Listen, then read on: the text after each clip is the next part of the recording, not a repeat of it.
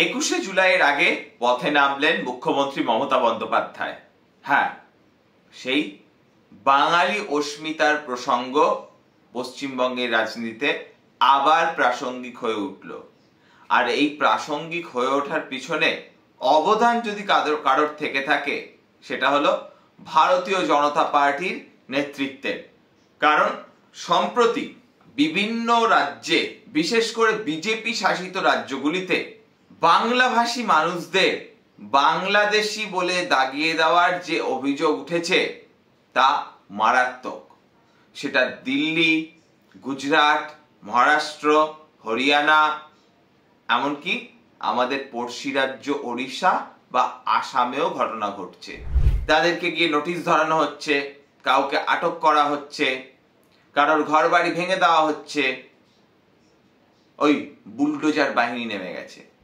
আবার অসমের মুখ্যমন্ত্রী হিমন্ত বিশ্ব শর্মা তিনি তো বলেইছেন যে সেন্সাসে যারা নিজেদের মাতৃভাষা বাংলা বলে লিখবেন তাদেরকে আমরা বিদেশি বলেই ধরে নেব, অর্থাৎ বাংলাদেশি বলে ধরে নেওয়া হবে।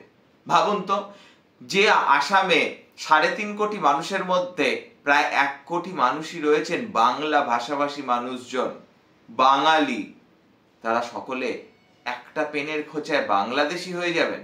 মানে বরাক উপত্যকার মানুষ, শিলচরের মানুষ, তারা একটা পেনের খোঁচায় বাংলাদেশি হয়ে যাবেন।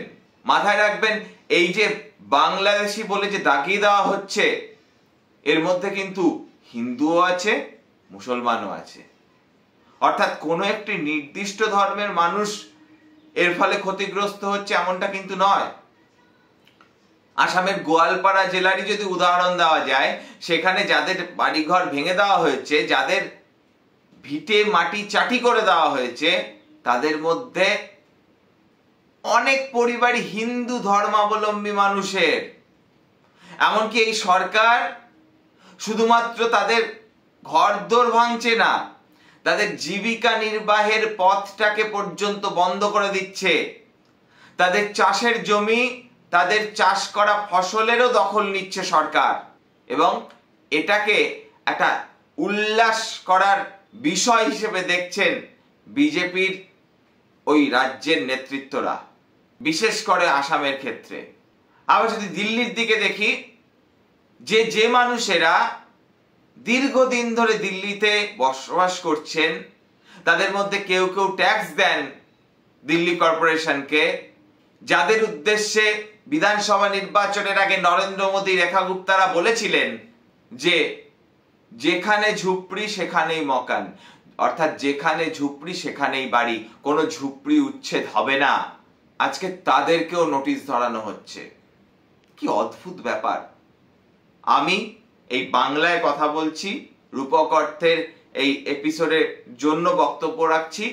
আমি কি বাংলাদেশি নাকি?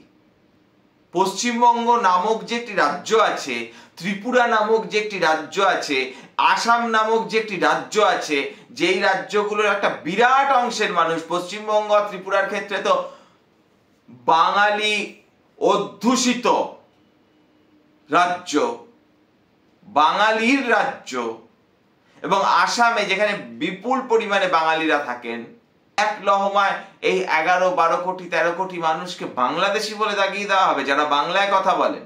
আপনি ভাবছেন আমি তো আর বাইরে গিয়ে বাংলায় কথা বলি না, আমি তো খুব সহজে হিন্দিতে বা ইংরেজিতে পরিবর্তন করে নিতে পারি। হ্যাঁ, এটা দুর্ভাগ্যজনক হলেও সত্যি, বাংলা ভাষাকে বাঁচিয়ে রেখেছে পশ্চিমবঙ্গের একেবারে প্রান্তিক গরিব মানুষেরা। তার কারণ তারা বাংলা ভাষাটা ছাড়া আর কোনো ভাষাই খুব একটা ভালোভাবে জানেন না, বলতে পারলেও লেখার ক্ষমতা তো তাদের নেই। তাই তাদের বাংলা ভাষাটাই তাদের প্রাণ, তাদের মূল মন্ত্র। তাহলে এই জায়গাটা হলো বাস্তবতা। এবার এই ঘটনাকে কেন্দ্র করেই পশ্চিমবঙ্গ রাজ্য রাজনীতিতেও আলোড়ন পড়ে গিয়েছে। মুখ্যমন্ত্রী মিছিল করছেন, সিপিএম তারাও মিছিল করছে, কংগ্রেস তারাও বিক্ষোভে নেমে গেছে। উল্টো দিকে বিজেপি তারা বিভিন্ন যুক্তি দিয়ে বোঝানোর চেষ্টা করছেন যে না, এটা তো এমন বলা হয়নি, ওটা তো অমন বলা হয়নি, এটা তো এমন বলতে চাওয়া হয়নি, মানুষ ঠিক বুঝতে পারছেন না। এটা অনেকটা সিপিএম সিনড্রোম। মানে একটা সময় সিপিএম এই কথাটা বলতো, মানুষ আমাদের বুঝতে পারছে না। সেই জায়গা থেকে বেরিয়ে এসে সিপিএম অবশ্য এখন বলে যে আমরা মানুষকে বোঝাতে পারিনি। মানুষের কোনো দায় নেই আপনাকে বুঝতে পারার, সে সেদিনের সিপিএম হোক বা আজকের বিজেপি। আপনি বোঝাতে পারছেন না, এটা আপনার ব্যর্থতা। এবং ভারতীয় জনতা পার্টির নেতৃত্বকে দেখলে মনে হচ্ছে তারা আগে বিজেপি পরে বাঙালি। আর ঠিক এই জায়গাটাই ধরে ফেলেছেন মমতা বন্দ্যোপাধ্যায়। মানে তাকে যেন একদম প্লেটে সাজিয়ে দেওয়া হয়েছে ইস্যুটা, তিনি পথে নেমে গেছেন। ফলে পশ্চিমবঙ্গের রাজনীতিতে আবার শুভেন্দু অধিকারীর হিন্দুত্বের লাইন, ধর্মের লাইন, ধর্মের পোলারাইজেশন, মেরুকরণ, উল্টো দিকে মমতা বন্দ্যোপাধ্যায়ের বাঙালি অস্মিতা। আমরা জানি ভারতবর্ষের এখন একটা বিরাট অংশে এই প্রাদেশিক অস্মিতা কিন্তু একটা বড় ইস্যু হিসেবে কাজ করছে, সেটা তামিলনাড়ুর ক্ষেত্রে হোক, মহারাষ্ট্রের ক্ষেত্রে হোক, এবং বর্তমানে বাংলার ক্ষেত্রেও লক্ষ্য করা যাচ্ছে। এবার এই ইস্যুটায় তৃণমূল কংগ্রেস কিন্তু বেশ পুরনো খেলোয়াড়। 2021 সালের বিধানসভা নির্বাচনেও তৃণমূল কংগ্রেস জয় পেয়েছিল এই লাইনের উপরে প্রচার করেই, বাংলা নিজের মেয়েকেই চায়। আর বিজেপি মানেই বহিরাগতদের পার্টি, অবাঙালিদের পার্টি। সেটার জন্য বিজেপি নিজেরাও দায়ী। বিজেপি কর্মীদের বিজেপি কি বলে? কার্যকর্তা, কারিয়াকর্তা। আপনাদের জন্য একটা সূচনা আছে। এটা কোন বাংলা শব্দে, বাংলা অভিধানে ব্যবহার হয়? কর্মীদের কার্যকর্তা, পান্না প্রমুখ, পৃষ্ঠা প্রমুখ, এই যে শব্দগুলো এসেছে আরএসএস থেকে, এটা তো বাংলার লাইনে নয়। ফলে বিজেপিকে বাঙালি পার্টি হিসেবে গড়ে তুলতে গেলে যে পথে হাঁটা প্রয়োজন, সেই পথে তো হাঁটছেই না বিজেপি।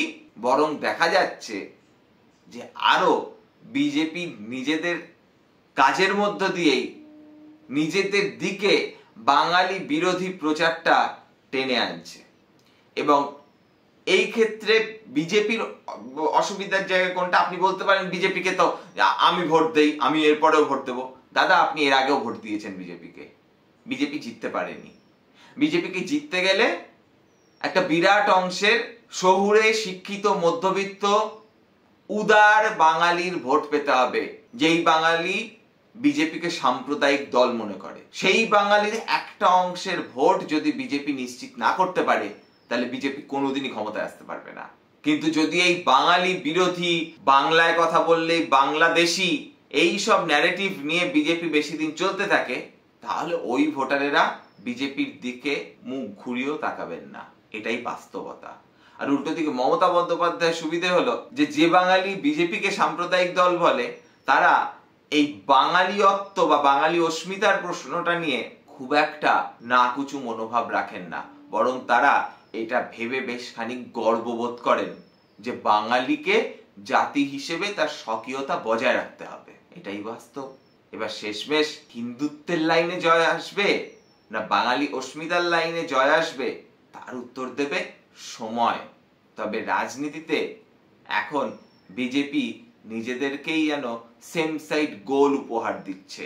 এরকম আরো যে কত গোল আগামী দিনে দেখতে হবে, তার উত্তর ভবিষ্যতে লুকিয়ে আছে।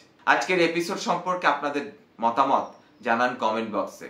যদি এপিসোডটি ঠিকঠাক লেগে থাকে তাহলে লাইক করে দেবেন, আর যদি মনে হয় সময় নষ্ট, ডিসলাইক করতে দ্বিধাবোধ করবেন না।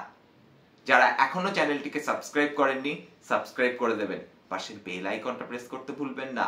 দেখতে থাকুন রূপক অর্থে। দেখা হচ্ছে পরবর্তী কোনো এক এপিসোডে।